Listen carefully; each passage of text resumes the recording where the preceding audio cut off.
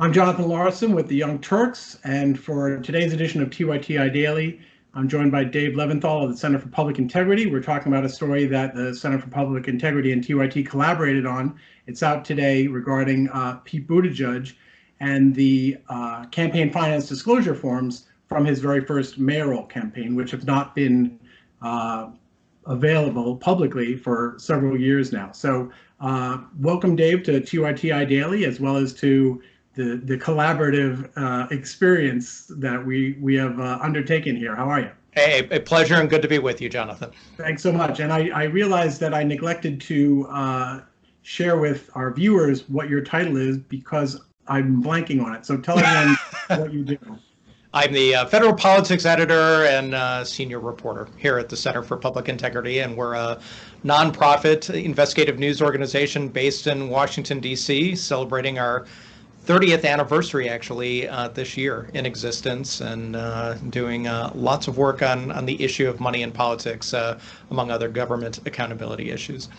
And if folks aren't already familiar with the Center for Public Integrity, they do a lot of good journalism. You should be following them and Dave and staying on top of the work they do, very focused on money in politics, and as Dave just said. And so Dave, just so everyone understands, my position is managing editor of TYT, but I was also functioning as a reporter on this story. So in terms of the day-to-day de facto stuff, you were the de facto editor on this. Your reporter, Letitia Beecham, she was reporting, I was reporting, and you were essentially the editor. So we'll talk a little bit more later about how the process worked and our collaboration and how that came about. But since you were the editor, I wanted to ask you to sort of tell people what is the high altitude view of the story that we have up here today on both of our platforms. Go ahead. What we're trying to do in our coverage for 2020 is really get deep down into the background, the history, and also to the practical implications when running for president of the finances, personal and political, of many of the candidates who are running. Of course, we have Donald Trump on the Republican side, and then the gaggle of 24 Democrats or around there about, with a couple having dropped out and being headed on to really understand, what is driving them financially and what potential conflicts of interest that they might have. If their history is something that is informing their present or quite a bit different. And Pete Buttigieg is a fascinating case in that he is the mayor of a relatively small city. South Bend, Indiana doesn't have much more than 100,000 people. It's the fourth largest city in Indiana, but yet despite the fact that he should be pretty unknown to most Americans, he's running as a presidential candidate and doing pretty darn well, all considered, given his position. He's running fourth or fifth in polls in New Hampshire and Iowa, nationally as well in many polls. And when we knew that this document existed and we started having a conversation with you about it, it became clear that with Pete Buttigieg, the sort of genesis story of his political career doesn't quite match up to the reality of what he's talking about these days in terms of accepting money from lobbyists and the influence of special interests. So this was an opportunity to sort of bookend Pete Buttigieg right before he became Mayor Pete, and then now in the here and now when he's running again as a presidential candidate who's had some measure of success and arguably has outstripped what would ever be expected of a small town, mid-sized city mayor.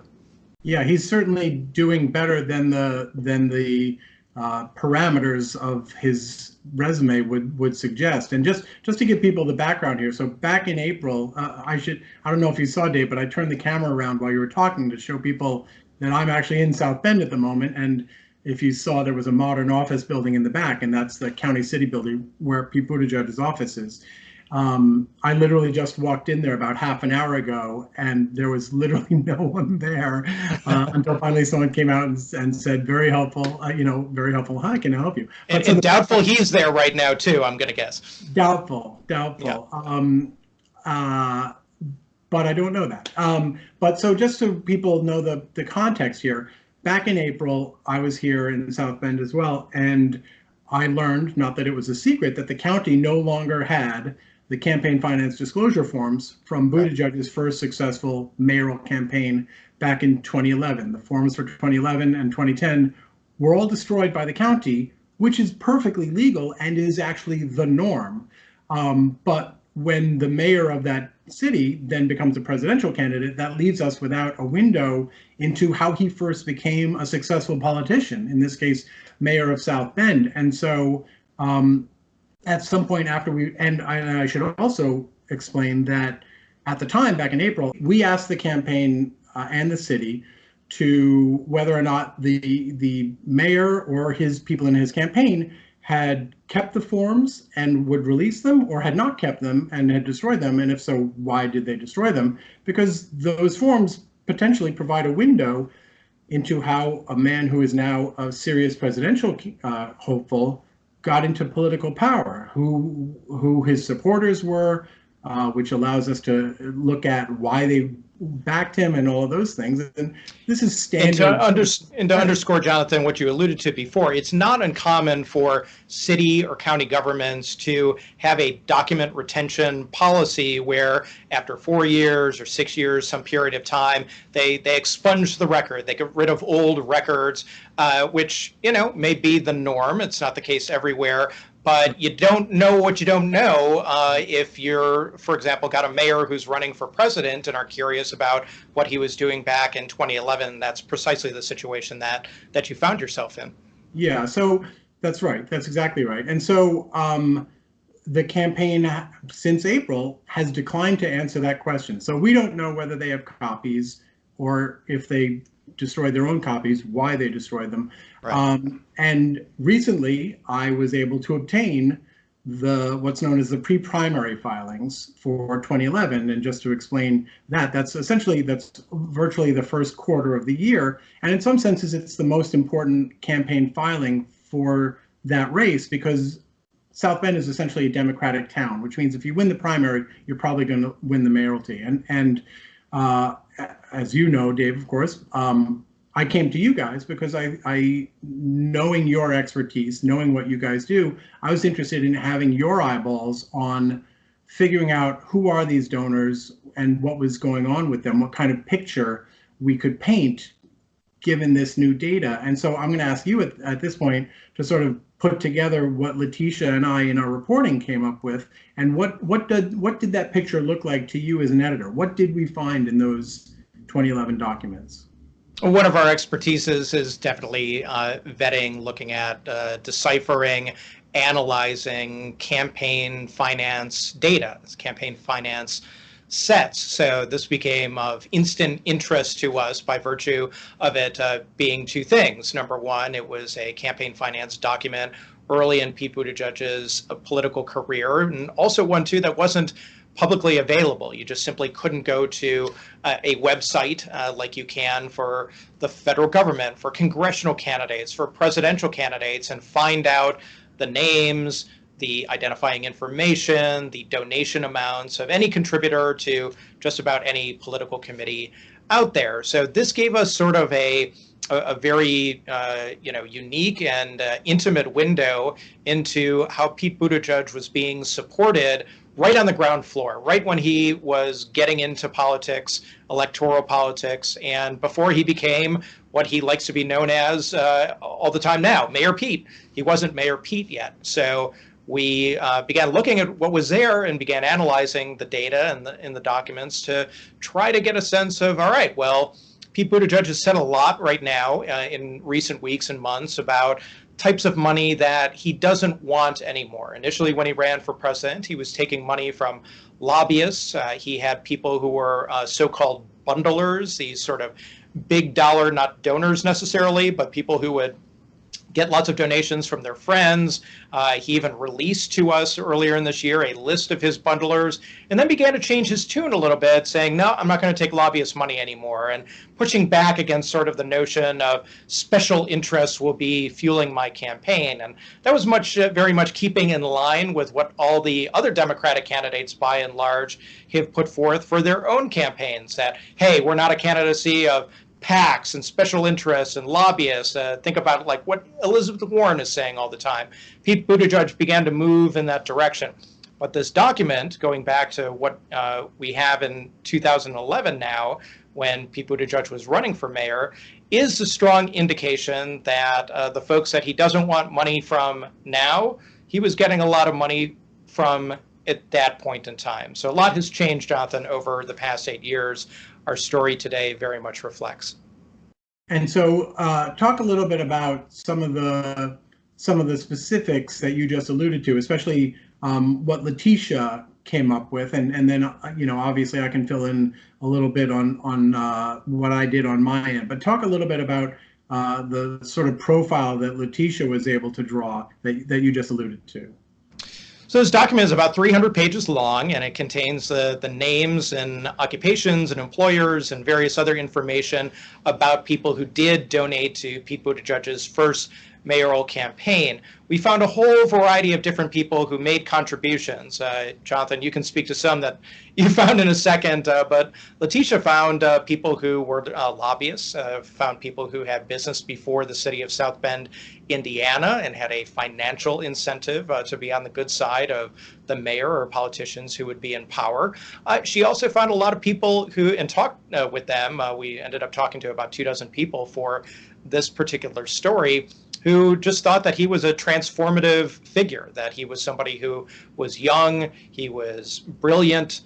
These are their words, somebody who had the ability to not only help South Bend in sort of the first initial steps out of the Great Recession, but also somebody who had vision, somebody who was looking at the here and now and the long game at the same time for economically developing South Bend, Indiana, for raising the political standards there, and somebody who might have a future in front of him in politics beyond South Bend, Indiana. So we found a number of examples of people who made a donation back in 2011 to his campaign, sometimes into the four figures, and now here in 2019 are still with him, still think that he's great, and have made donations to him on the ground floor of his presidential campaign. Now, that's not everyone. We did talk to a couple of people who were with him then and not with him now. One just so happens to be a relative of somebody very close to Pete Buttigieg's campaign at this point, and all the details are in the story. But we have a whole variety and a good cross-section, I think, of people and individual stories that really shed a lot of personal light on Pete Buttigieg, the politician, and where he was and where he's going now.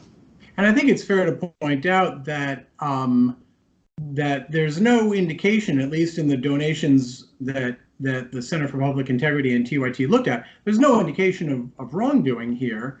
And the campaign, no, not at all. Yeah. Right, and the campaign worked with us, I think it's fair to say, to provide us information about some of the contracts we report on, information and context on some of the donors. So it seems to me that it's worth sort of pointing out there was a fair degree of transparency. You would be better than I would at characterizing that compared to other campaigns, but it seemed to me that they were fairly willing to provide information about some of the people involved. For instance, one of the sections I did was about a lobbyist who came out of Indiana politics, and we found a donation from not only from him, but from his firm in these forms.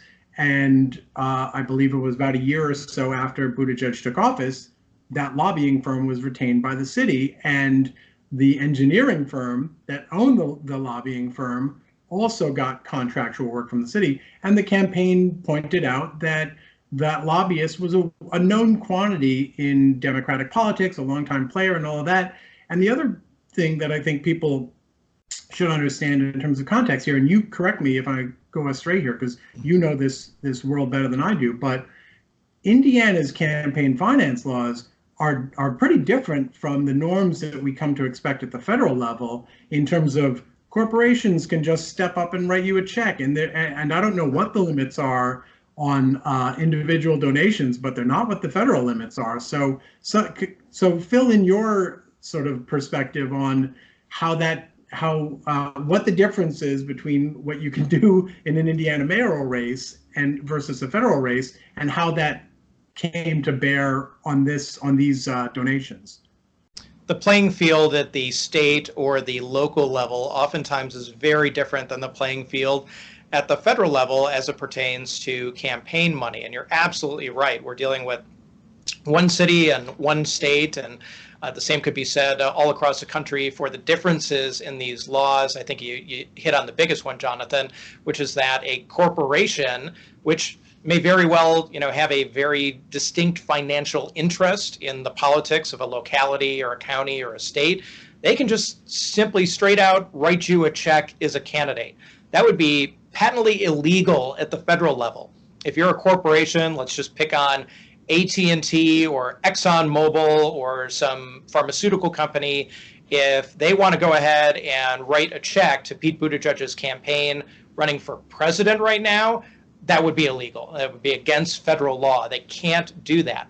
Now they can go and they can spend money to advocate for Pete Buttigieg. They could give that money to a super PAC that's operating independently of Pete Buttigieg and go ahead and try to influence the process in that way. But that is different and a departure from giving the money directly to his campaign running for president. And they could do that at the local level in Indiana. So not to belabor the point, but it is, I think, just one example of several different ways that local politics are a different game. When you're running for mayor, I covered Dallas City Hall, for example, in Texas for 6 years when I was working for the Dallas Morning News. And, the campaign donors are the people who are showing up oftentimes to the zoning and planning meetings or at city council meetings or, the Parks and Recreation Board, everything that you can think of. It can be very intimate. It can be very clubby. And sometimes it's just the expectation of everyone involved that, well, of course, yeah, if you've got business before the city or an interest in city politics, it's a small town, it's kind of a family affair here, and the notion that folks like that would also be making campaign contributions, even corporate campaign contributions to politicians who are going to be making decisions on the fate and the future of interests that could be very important to those business or business people, that's just kind of the rules of the road there, and that happens more often than you might think. And we're very used to having a sort of sinister view of that kind of dynamic, but there's also a very common sense, benign point of view, which is I'm a company in South Bend. South Bend is hurting. I want the city to do better so that my business does better. I think Pete Buttigieg or anyone else is going to do a good job of that. I want them to win. I give them money. There's nothing sinister about that. And another point I should mention is that a lot, if not the lion's share of the contractors whose executives or whose actual businesses donated money to the Buttigieg campaign and then got contracts on the city were longtime contractors with the city. And the other point I should make is that because these forms don't exist for the other candidates, and I wasn't able to obtain them, and to be honest, to be candid, I didn't spend a whole lot of effort trying to obtain them for the other candidates, but for all we know, some of these companies may have hedged their bets and given money to everyone, if only just to, get their access, and that, of course, gets us back to the sinister interpretation. But I do wonder what your position is on this scenario, which is that you talked a little bit about the dynamics of Buttigieg's money campaign earlier in terms of swearing off bundlers and lobbyists. But I wonder whether there's a sort of whether what we're finding here with his first successful campaign sort of speaks to his defense in that it kind of shows us that this was the norm, right? This was the environment in which he came up politically. So the idea that he would follow those same norms at the outset of his first publicly elected office campaign, why would that be any different? Do you understand the point I'm trying to make? And if so, what's your take on it? Absolutely. And sometimes you stick with what you know. If you came up in a system where this was the norm, and again, to go back to your earlier point, a lot of people who make donations, of course, there's no sinister motive whatsoever. They support a candidate. They want to see a candidate succeed. They may consider it to be their civic duty, in fact, to participate financially in politics. It's not a matter for them, at least in their own minds. And I've talked to people hundreds, probably thousands of times about this very issue. they don't see it as something like, oh, I'm trying to bribe this politician or I'm trying to buy this politician off. They just simply don't see it that way. There is the opposite school of thought, which is that, well, the whole system is tantamount to legalized bribery and the system should change, but that's probably a debate for another time. To your point, Jonathan, the notion that Pete Buttigieg began his presidential campaign operating in terms of who was raising money for him, the type of money he was accepting voluntarily, all of that very much spoke to kind of how things started back in 2010, 2011 at the dawn of his electoral political career. And I think we've seen this with Joe Biden, too. Joe Biden has been doing sort of traditional fundraisers, closed-door affairs. Pete Buttigieg has had a lot of traditional fundraisers, and that stands in kind of stark contrast to, again, the Elizabeth Warren model or even the Cory Booker model to some degree, in how they've tried to make this much more of a grassroots proletariat affair where if they do have a fundraiser, it's going to be open to everyone. You can get in for $10. Small dollar donations are something that everyone seems to be talking about, and particularly some certain candidates, such as the ones that we just mentioned. So Pete Buttigieg has had to adjust a little bit. He's had to change his tack, and the Pete Buttigieg of February is a little bit different than the Pete Buttigieg here in August in terms of how he's approaching campaign fundraising and campaign money. One very important point, he's been very, very successful. During the second quarter of this year, he raised as much as any other candidate did. He's at the top of the heap. And even though he's not leading in the polls, he is right up there with everyone else when it comes to available cash and the ability to fund his campaign, which ain't nothing going into the teeth of primary and caucus season, which begins when votes start getting cast at the beginning of next year, and the first primaries and caucuses take place in February. And just to be clear, so I and our viewers understand, you're generally complimentary, correct me if I'm wrong, about the arc of his position on campaign finance from February to now August. Is that fair to say? Well, I wouldn't make any judgment one way or another on the merits of him doing what he's doing. I think it's important to point out that it has changed, and part of that has been the environment that he's operating. This ain't South Bend, Indiana anymore. This is not him running for the mayoralship of a city. He's running for president, and when you have Elizabeth Warren and Bernie Sanders and Joe Biden and Kamala Harris and some of the various other candidates coming out very aggressively in terms of the types of money that they're rejecting and making the case that there is dirty money out there and they don't want lobbyists from certain types of people or certain types of entities like political action committees, then it's kind of difficult to be the outlier. It's kind of difficult to stick to your guns from back in 2011, as the document that we're reporting on today details or provides great detail for. So this was sort of a decision, it seemed, out of practicality for Pete Buttigieg to adjust what he was doing and recalibrate a bit so that he was still bringing in good amounts of money, still doing things in the way that he had been doing them to some extent, such as conducting more traditional political fundraisers, but also to just pushing back on, hey, no, I'm not going to take lobbyist money anymore, and that's just not something that I'm going to do. I'm going to take a different path going forward.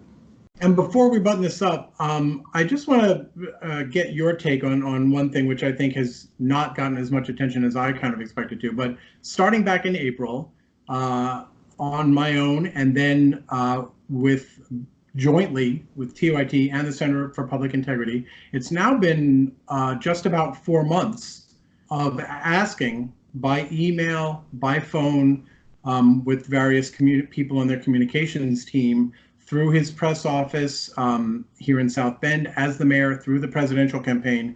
We have asked multiple times, TYT and now the Center for Public Integrity, did he or his mayoral campaign keep the originals or copies of his 2011 campaign disclosure forms? If not, why not? And if so, will you release them? And they have literally not even said no comment. We just do not get a response on that. And I'm curious to hear your assessment of how to read that at this point?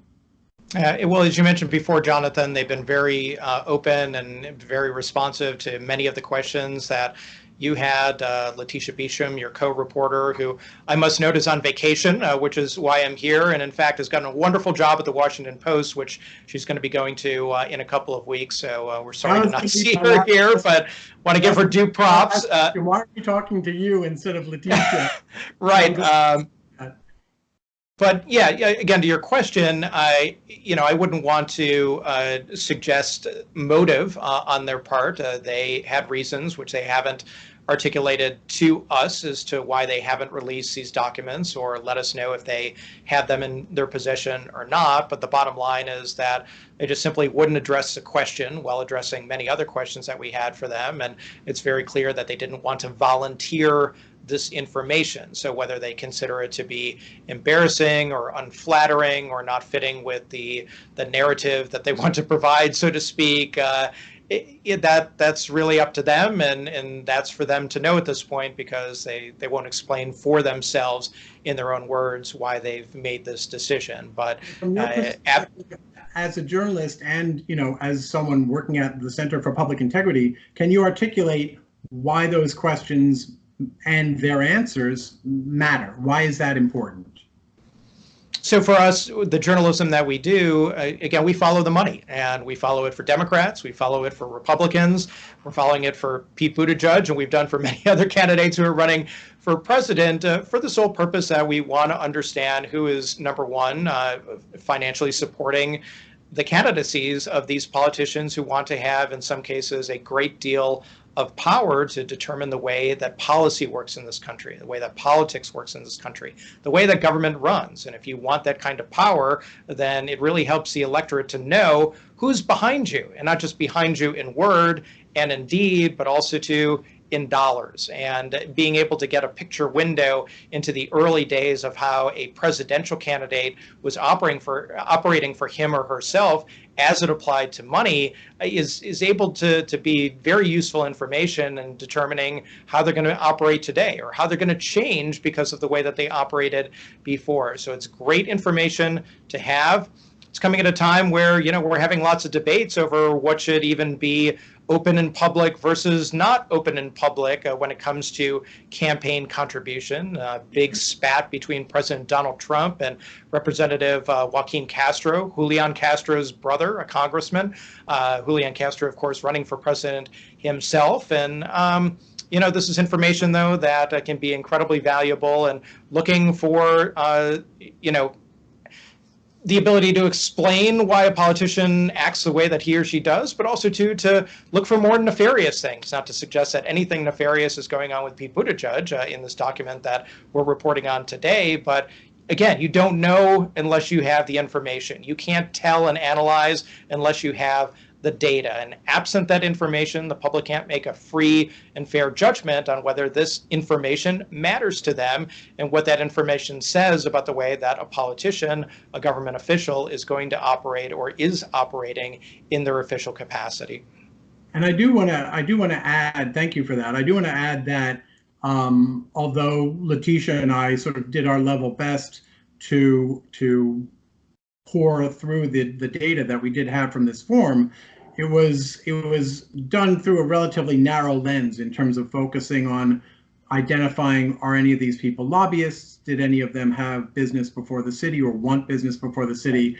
And the overall endeavor of looking at other names and other entries in this filing through different lenses is still an ongoing one. And on that note, Dave Levinthal, Center for Public Integrity, I want to thank you and say I look forward to us working together again. And it was a pleasure doing so on this project. And so I thank you for all that great work that you guys did on this one specifically and do generally. So thank you very much. Likewise, and thank you, Jonathan. And everyone out there, if you don't already, I hope you'll subscribe to us, TYT Investigates here on YouTube, like and follow us over on Facebook. And if you find what we're doing here worthwhile, I hope you'll share it and take care of each other. And we'll see you tomorrow here on TYTI Daily.